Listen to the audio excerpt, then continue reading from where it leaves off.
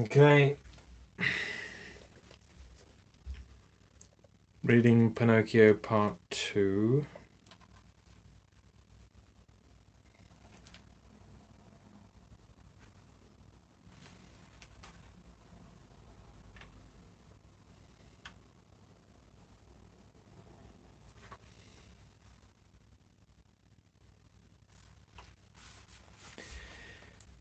Chapter 12.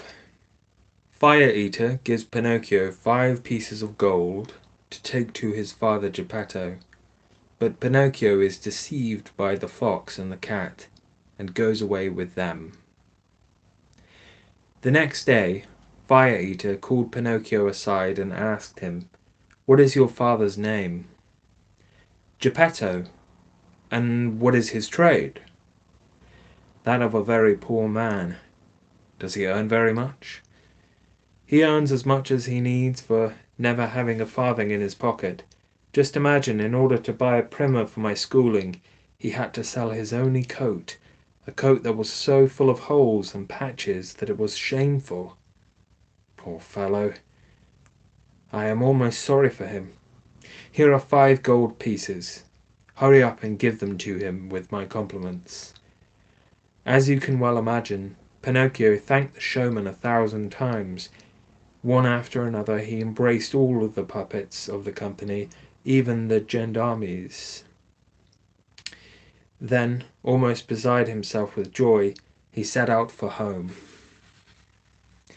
But before he had gone far, he met a fox who was lame in one foot and a cat who was blind in both eyes, getting along as best as they could, like good companions in misfortune. The fox, who was lame, was leaning on the cat, and the cat, who was blind, was guided by the fox. "Good morning, Pinocchio," said the fox, approaching politely. "How do you know my name?" asked the puppet. "I know your father well." "Where did you see him?" "I saw him yesterday at the gate of his house." "And what was he doing?" "He was in his shirt sleeves and trembling with the cold." "Poor daddy! But never mind. From now on he will shiver no more." "Why not?" "Because I am now a rich man." "You, a rich man?" said the fox, and he began to laugh rudely and scornfully. The cat laughed too, but to hide it she stroked her whiskers with her forepaws. "There's nothing to laugh at," cried Pinocchio angrily. "I'm really sorry if what I say whets your appetite, but as you can see there, if you don't understand such things, are 5 gold pieces." And he showed the money that Fire Eater had given him. At the fascinating ringing of gold, the fox made an involuntary movement with the paw that seemed lame, and the cat opened wide her 2 blind eyes, but shut them again quickly, so quickly that Pinocchio could not notice. "And now," asked the fox, "what are you going to do with the money?" "First of all," answered the marionette, "I shall buy a beautiful new coat for my father, a coat made of gold and silver and with diamond buttons. Then I will buy myself a primer." "For yourself?" "Of course, for I mean to go to school and study hard." "Look at me," said Fox. "It is because of my foolish passion for study that I lost the use of my leg." "And look at me," said the cat. "Because of my foolish passion for study I lost the sight of both my eyes." At that very moment a white blackbird that was sitting on a hedge by the road sang its usual song, and said, "Pinocchio, don't listen to the advice of evil companions. If you do, you'll regret it." Poor blackbird! If only he had not said it! The cat, with a great leap, jumped upon him, and without giving him time to say "Oh!" swallowed him in a mouthful, feathers and all. Having devoured him, she wiped her mouth, shut her eyes, and shammed blindness as before. "Poor blackbird," said Pinocchio. "Why did you treat him so?" "I did it to give him a lesson. He will learn not to be meddlesome again when other people are talking. They had gone nearly halfway towards Pinocchio's home when the fox suddenly stopped and said, "Would you like to double your fortune?" "How do you mean?" "Would you like to multiply those 5 miserable gold pieces into 100, 1,000, 2,000 times?" "Who wouldn't? But how?" "That's very easy. But instead of going home, you must come with us." "And where are you going?" "We are going to Dupeland." Pinocchio thought for a moment, and then said resolutely, "No, I'm not going. I'm nearly at home, and I want to go to my father who is waiting for me. Who knows how much he suffered because I didn't come home? I know I have been a very bad boy, and that the Talking Cricket was right when he said, 'Disobedient children never do any good in this world.' I have learnt it at my expense, for I have suffered many misfortunes. And last night in Fire Eater's house I was nearly... Oh, even to think of it makes me shiver." "Well then," said the fox, "so you really want to go home. Run along then, and so much the worse for you." "So much the worse for you," repeated the cat. "Think well, Pinocchio, because you're losing a fortune." "A fortune," repeated the cat. "Your 5 gold pieces might become 2,000 in one day." "2,000," repeated the cat. "But how could they possibly become so many?" demanded Pinocchio, opening his mouth wide in astonishment. "I'll explain it to you right now," said the fox. "You must know that in Dupeland there is a sacred field called the Field of Miracles. You dig a little hole in this field and you put in it, let's say, a gold piece. Then you cover it with earth, water it from the spring with 2 buckets of water, sprinkle 2 pinches of salt over it, and go quietly to bed. During the night the gold pieces will grow and blossom, and the next morning when you get up and go back to the field, what do you find? You find a marvelous tree, laden with as many gold pieces as an ear of corn has grains at harvest time." "Suppose," said Pinocchio, more bewildered than ever, "that I buried my 5 gold pieces in that field. How many should I find there the next morning?" "That's very easy to tell," replied the fox. "It's a problem that can be solved on your fingers. Suppose every gold piece yields 500 gold pieces. Multiply 500 by 5, and the next morning you will find in your pocket 2,500 shining gold pieces." "Oh, wonderful!" shouted Pinocchio, dancing for joy. "When I have collected these gold pieces I shall keep 2,000 for myself, and I shall make a present of the other 500 to both of you." "A present to us!" exclaimed the fox, as if offended. "God forbid!" "God forbid!" repeated the cat. "We do not work for gain," said the fox. "We do everything for other people." "For other people!" echoed the cat. "What good people!" thought Pinocchio, and instantly forgetting his father, the new coat, the primer, and all his good resolutions, he said to the fox and the cat, "Well, let's start. I shall come with you." Chapter 13. The Red Crab Inn. They walked and walked and walked, and finally, towards evening, tired out, they arrived at the Red Crab Inn. "Let us stop here a little while," said the fox, "that we may eat a bite and rest a few hours. At midnight we must go on again, so that we can reach the Field of Miracles early tomorrow morning." They entered the inn and sat down at a table, but none of them had any appetite. The poor cat had a bad indigestion, and could eat no more than 35 mullet with tomato sauce, and 4 helpings of tripe with Parmesan cheese, and because she thought the tripe was not well seasoned, she asked 3 times for the butter and grated cheese. The fox, too, would gladly have nibbled at something, but since the doctor had put him on a strict diet, he had to be content with a hare in sweet savoury sauce, garnished with fat spring chickens and young pullets. After the hare, he ordered a special dish composed of partridges, rabbits, frogs, lizards, and other titbits, but he would not touch anything more. He said he was so disgusted at the sight of food that he could not eat another mouthful. The one who ate the least of all was Pinocchio. He asked for some nuts and some bread, but he left them all on his plate. The poor child's thoughts were fixed on the field of miracles, and he was suffering a mental indigestion of gold pieces. When they had supped, the fox said to their host, "Give us 2 nice rooms, one for Mr. Pinocchio, and the other for me and my friend. We shall take a little nap before we leave. Don't forget that at midnight we must continue our journey." "Yes, sir," replied the host, winking at the fox and the cat as if to say, "I understand what you are up to. We know each other." As soon as he was in bed, Pinocchio fell asleep and began to dream. He dreamed that he was in the middle of a field, and the field was full of small trees, the branches of which were laden with gold pieces, swinging gently in the breeze and chattering as if to say, "Whoever wants us, come and take us."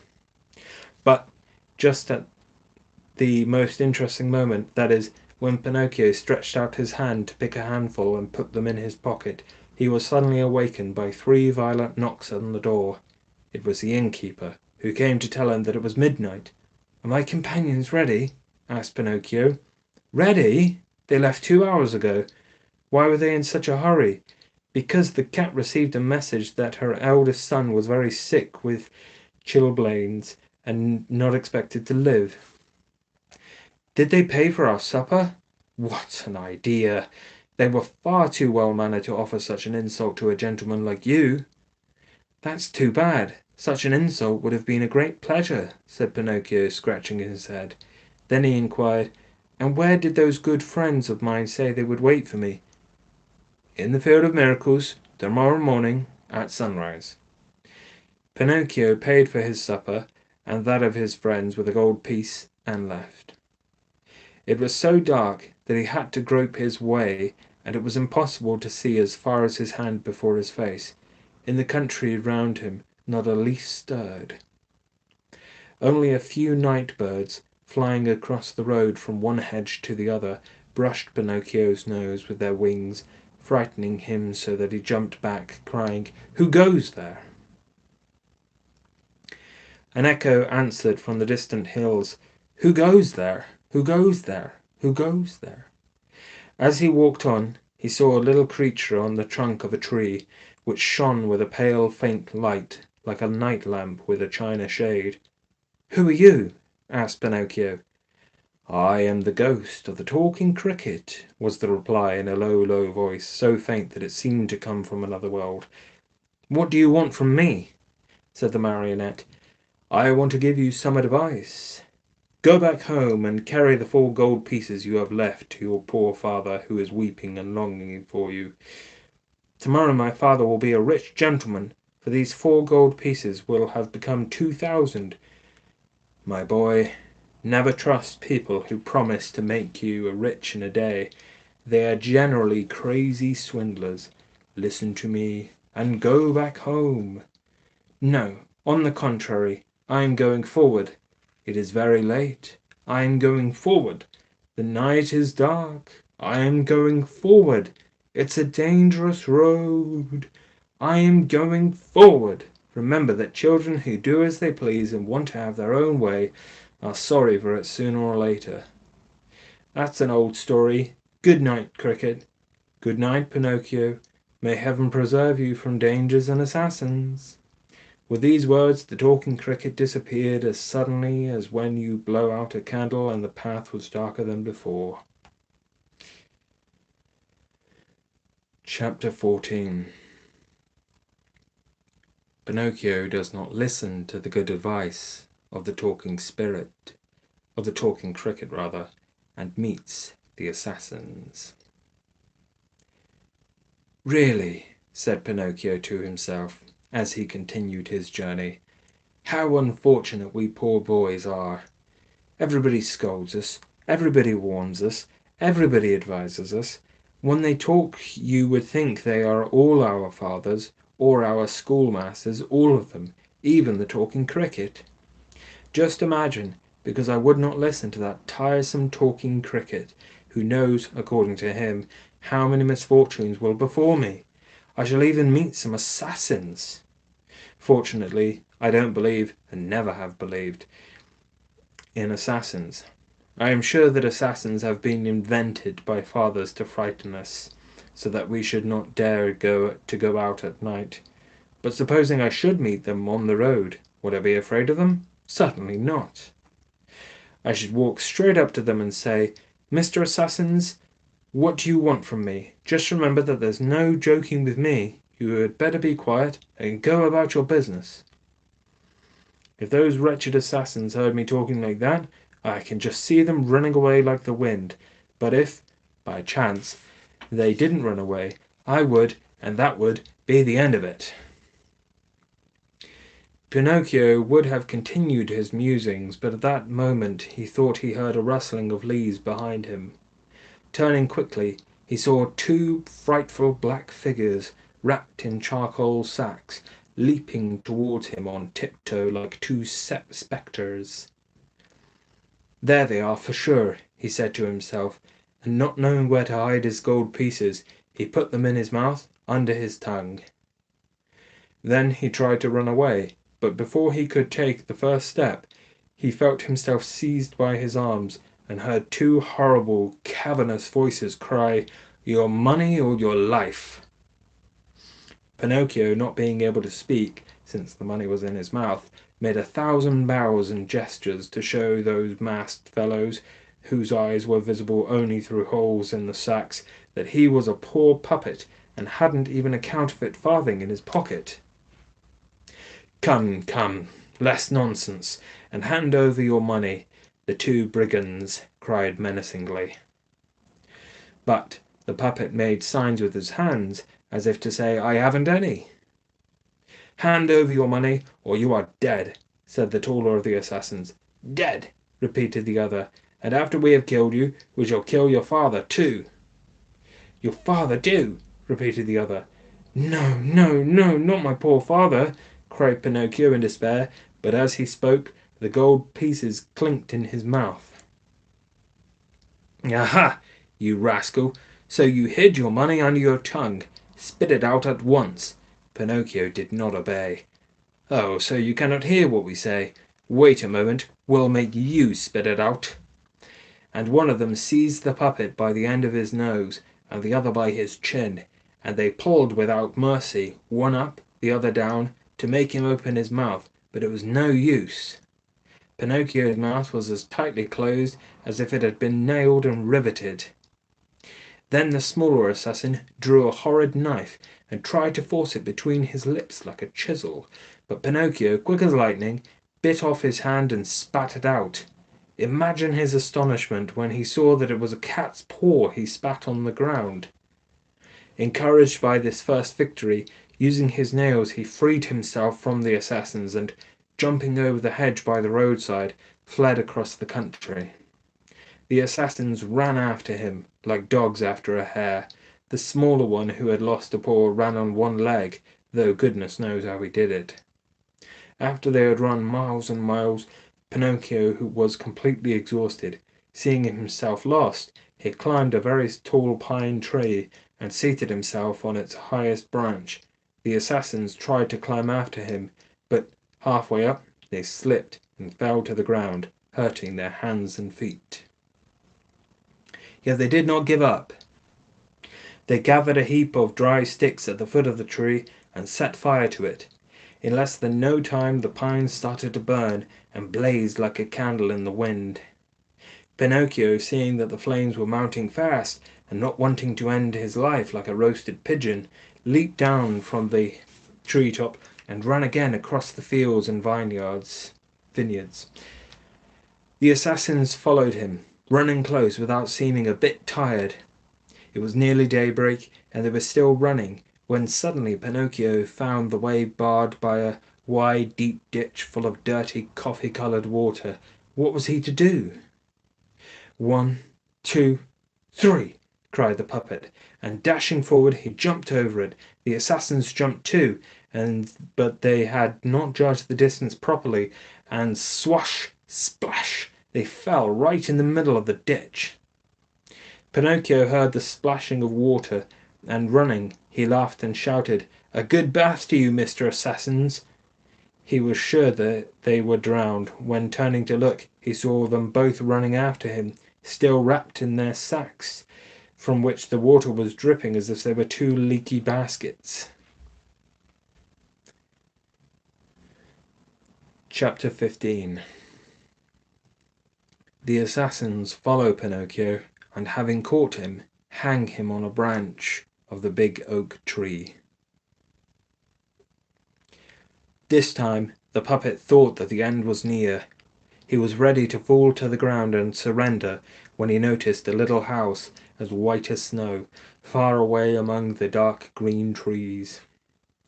"If I had enough breath to get to that house, perhaps I'd be safe," he told himself. Wasting no time, he ran through the wood with the assassins on his track. After a desperate race of nearly 2 hours, he arrived at last, worn out, at the door of the little house. He knocked, but no one answered. He knocked again, louder, for he heard the footsteps of the assassins, but all was silent as before. Seeing that it was useless to knock, he began kicking the door and beating it with his head. At that, a lovely child opened the window. Her hair was blue, and her face as white as wax. Her eyes were closed, and her hands were crossed on her breast. Without moving her lips, she said in a very low voice that seemed to come from another world, "There is nobody in this house. They are all dead." "But at least you should open the door and let me in," cried Pinocchio, weeping and entreating her. "I am dead too." "Dead? Then what are you doing at the window?" "I am waiting for the bier to come and take me away." As she said this, she disappeared, and the window closed itself silently. "Oh, beautiful blue-haired child," cried Pinocchio, "open the door for pity's sake. Have mercy on a poor boy pursued by assassins." But before he could finish, he felt himself seized by the neck and heard those cruel, threatening voices, "This time you won't escape." The puppet, feeling that his end was near, began to tremble so violently that the joints of his wooden legs creaked and the gold pieces under his tongue clinked together. "Now then," demanded the assassins, "will you open your mouth or will you not? You won't answer, eh? Well, leave it to us. We'll open it for you this time." And, drawing two great knives as sharp as razors, slash! They stabbed him savagely. Luckily the puppet was made of the hardest wood, and the knives broke into 1,000 pieces. Only the handles remained in the assassins' hands, who stood staring at each other. "Now I see," said one of them. "He must be hung. Let us hang him." "Let us hang him," repeated the other. No sooner said than done. They bound his arms behind his back, and, putting a running noose around his throat, they tied him to a branch of a big oak tree. Then they sat down on the grass and waited for his last kick. But after 3 hours the puppet's eyes were still wide open, and he was kicking stronger than ever. Losing their patience and tired of waiting, they turned to Pinocchio and said with a sneering voice, "Goodbye until tomorrow, when we shall be back. And let's hope you'll be so polite as to see that we find you very dead and your mouth wide open." Then they left. Meanwhile, a stormy north wind had begun to blow, and it raged, arid, whistled, and blew the poor puppet back and forth as fast as a bell clapper on a wedding day. It hurt him dreadfully, and the running noose tightened around his throat so that he could not breathe. Little by little his eyes grew dim, and although he felt that death was near, still he hoped that some kind person might come and save him. He waited and waited, but nobody came, absolutely nobody. Then he remembered his poor father, and he stammered, half dead, and he was, "Oh, Daddy, if only you were here!" He could say no more. He closed his eyes, opened his mouth, stretched out his legs, shuddered all over, and became stiff.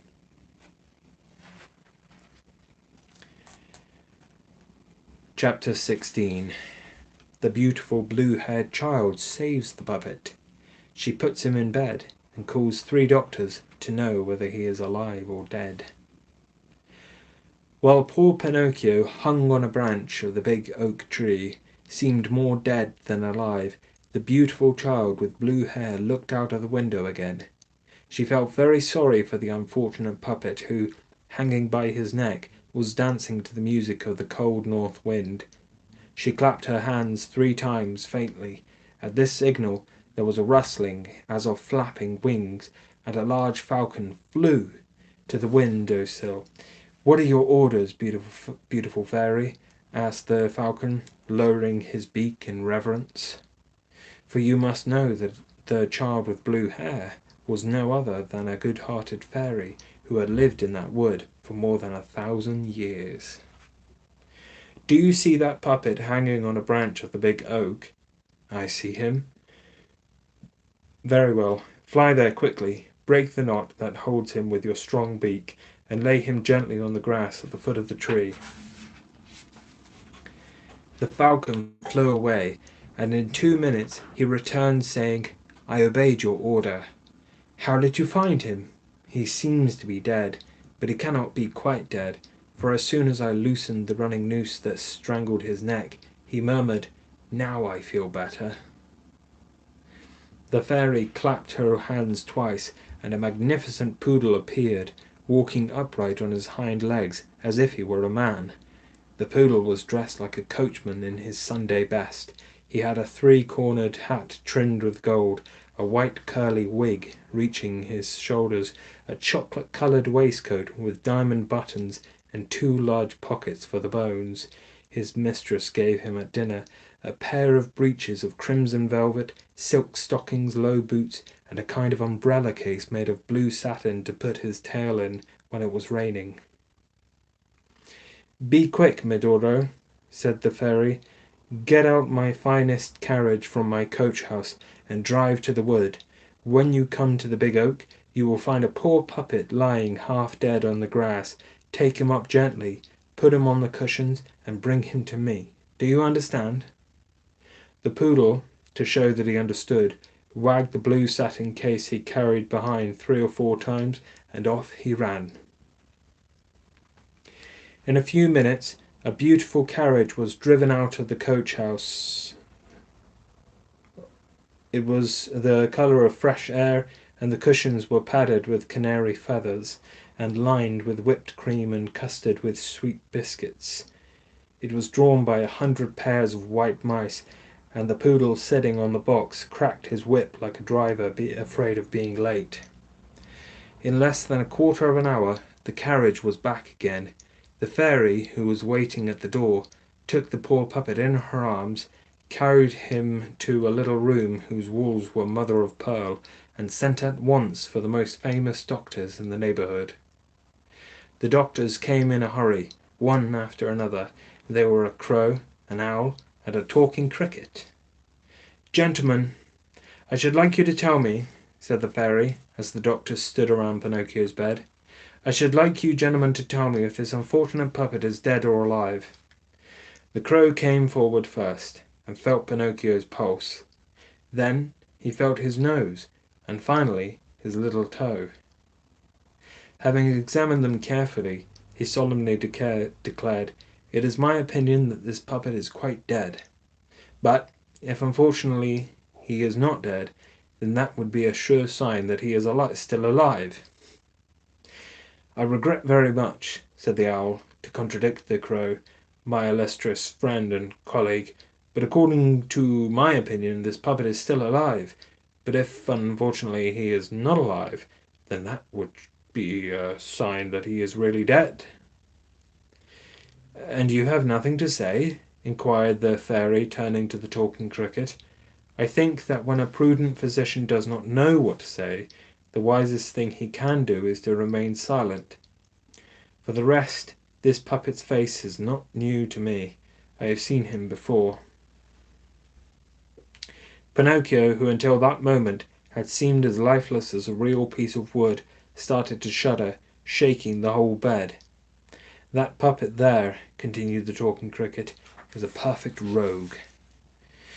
Pinocchio opened his eyes, but closed them again quickly. "He is a rogue, a good-for-nothing, a vagabond." Pinocchio hid his face beneath the sheet. "That puppet is a disobedient son who will make his poor old father die of a broken heart." Just then a smothered sobbing and crying could be heard in the room. Imagine everybody's surprise when, lifting up the sheet a little, they saw that Pinocchio was crying. "When a dead boy weeps, it's a sign that he is on the way to recovery," said the Crow solemnly. "I am sorry to contradict my illustrious friend and colleague," said the Owl, "but according to my opinion, the sign indicates that he does not want to die." Chapter 17. Pinocchio eats the sugar, but won't take the medicine. However, when he sees the grave diggers coming to carry him away, he takes it. Then he tells a lie, and his nose grows longer as punishment. As soon as the three doctors had left the room, the fairy came to Pinocchio. She touched his forehead with her hand and felt that he had a dangerous fever. Thereupon she dissolved some white powder in half a glass of water and, holding it to his lips, said lovingly, "Drink this, and in a few days you will be better." Pinocchio looked at the glass, made a sour face, and asked in a complaining voice, "Is it sweet or bitter?" "It is bitter, but it will do you good." "If it's bitter, I won't drink it." "Listen to me and drink it." "I don't like anything bitter." "If you drink it, I shall give you a lump of sugar to take the taste out of your mouth." "Where is the lump of sugar?" "Here it is," said the fairy, taking one out of a golden sugar basin. "First I want the lump of sugar, and then I'll drink the horrid bitter water. You promise to drink it?" "Yes." The fairy gave him the sugar, and Pinocchio crunched and swallowed it in a second, saying as he licked his lips, it would be fine if sugar were medicine. I'd take it every day." "Now keep your promise and drink these few drops of water. They will bring back your health." Pinocchio took the glass in his hand unwillingly. He brought it to his nose and held it to his lips, then again to his nose, and at last he said, "It's too bitter. It's too bitter. I can't drink it." "How can you tell when you haven't even tasted it?" "Oh, I know it is. I know it is, from its smell. Give me another lump of sugar, and then I'll drink it." So the fairy, with all the patience of a good mother, put another lump of sugar in his mouth, and then she offered him the glass again. "I can't drink it like that," said the puppet, making hundreds of grimaces. "Why can't you?" "Because that pillow on my feet annoys me." The fairy removed the pillow. "It's no use. I can't drink it like that either." "What is the matter now?" "The door bothers me. It's half open." The fairy went and shut the door. "The fact is," cried Pinocchio, bursting into tears, "I won't drink that bitter water." "No, no, no, my child, you will be sorry." "I don't care." "You are very ill." "I don't care." "This fever will send you to the other world in a few hours." "I don't care." "Are you not afraid to die?" "Not a bit. I'd rather die than drink that horrid medicine." At that moment the door of the room opened, and four rabbits as black as ink came in, carrying a little black coffin on their shoulders. "What do you want of me?" shouted Pinocchio, sitting up in his bed in terror. "We have come to take you away," said the biggest rabbit. "To take me away? But I'm not dead yet." "No, not quite yet. But you have only a few minutes to live because you refused the medicine that would have made you well." "Oh, fairy, kind fairy," cried the puppet, "give me the glass at once. Hurry, for heaven's sake, for I don't want to die. No, I will not die." He took the glass in both hands and emptied it at a draught. "Ah, well," said the rabbits, "this time we have made a journey for nothing." And taking the little coffin on their shoulders, they left the room, murmuring and grumbling between their teeth. A few minutes later, Pinocchio jumped out of bed quite well, for you must know that wooden marionettes have the privilege of being ill very seldom and of getting well very quickly. When the fairy saw him running and rushing about the room, as gay and lively as a young rooster, she said, "So my medicine really did do you good?" "I should say so. It brought me back to life." "Then for heaven's sake, why was it so hard to make you drink it?" "I think because we boys are all like that. We fear the medicine more than the sickness." "Shame on you. Boys should know that the right medicine taken in time might save them from a serious illness, perhaps even from death." "Oh, another time I won't make so much fuss. I'll remember those black rabbits with the coffin on their shoulders and take the glass at once, and down it will go. Now come here and tell me how it happened that you fell into the hands of assassins." It was like this. The showman, Fire Eater, gave me some gold pieces and said, 'Here, take these to your father.' But on the road I met the fox and the cat, two very decent people, and they said, 'Would you like to change these pieces into 1,000? Yes, into 2,000 gold pieces. Come with us, and we will take you to the field of miracles.' So I said, 'Let us go.' And they said, 'Let's stop at the Red Crab Inn and continue our way after midnight.' And when I woke up, they were not there, because they had left already. Then I started after them in the dark, and I couldn't tell you how dark it was, and so I met two assassins in coal sacks, who said to me, 'Hand over your money,' and I said I haven't any, because I had hidden the 4 gold pieces in my mouth. One of the assassins tried to put his hands in my mouth, and I bit it off. But what I spat out wasn't a hand, but a cat's paw, and the assassins railed after me, and I ran and ran until they caught me, and hung me by the neck to a tree in the wood, saying, 'We'll come back tomorrow, and then you will be dead, and your mouth will be open, and we'll get the money hidden under your tongue.'" "Where are the 4 gold pieces now?" asked the fairy. "I've lost them," answered Pinocchio, but he told a lie, for he had them in his pocket. No sooner had he told this lie than his nose, which was already very long, became 2 inches longer. "Where did you lose them?" "In the wood near by." At this second lie his nose became still longer. "If you lost them near here," said the fairy, "we can search for them, for everything lost in that wood can easily be found." "Oh, now I remember everything," replied the puppet, greatly confused. "I didn't lose the money. I swallowed it when I was drinking your medicine." At this third lie his nose grew so long that poor Pinocchio could not move in any direction. If he turned one way, his nose hit the bed or the window panes. If he turned the other, it struck the walls or the door. If he raised his head a little, there was danger of putting his nose into the fairy's eyes. The fairy looked at him and laughed. "What are you laughing at?" asked the puppet, much embarrassed and worried about his nose, which was grown to such size. "I am laughing at the lies you have told." "How did you know I was telling lies?" "Lies, my dear boy, can easily be recognized. There are 2 kinds of them, those with short legs and those with long noses. Your kind have long noses." Pinocchio wanted to hide his face for shame. He tried to run out of the room, but he could not, for his nose was so long that he could not get through the door. And be well.